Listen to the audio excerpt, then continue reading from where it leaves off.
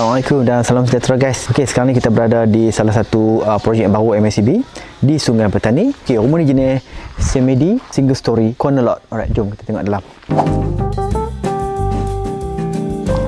Dulu dah buat tembok dah, tapi dah patah dah. Foundation dia elok. Mungkin ada lori ke apa dia reverse dia langgar ni. Corner lot dia besar guys. Corner lot dia besar, tengok tu. Tembok dia macam sana. Tembok dia very nice. Okey, boleh main bola sepak sini. Okey, walaupun semi tapi rumah ni jenis low cost. Lantai tak ada tiles lah. Rumah ni buka dalam 20 kaki. 20 kaki. Rumah ni dia ada satu kelebihan. Master bedroom dia tak ada bilik air, tapi bilik air belakang dia buat kat tengah ni.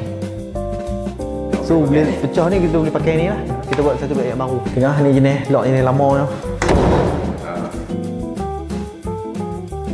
Tingkat daku pun dalam rumah. Tengok jubin lantai dia. Ni hal-hal kecil-kecil ni.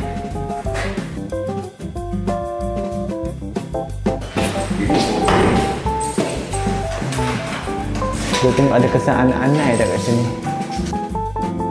Kalau tengok sini ada kesan anai-anai jadi kena buat press control tu. Belakang besar ni tak? Dekat lah besar. Tak payah tambah tepi dah. Kalau cik, sekarang. Oh,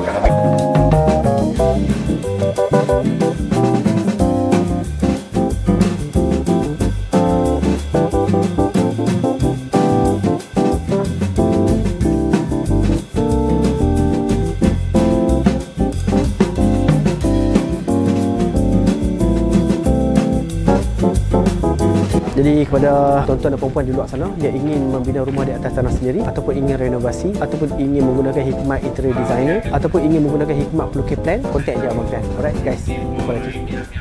Oh, dia tahu lah.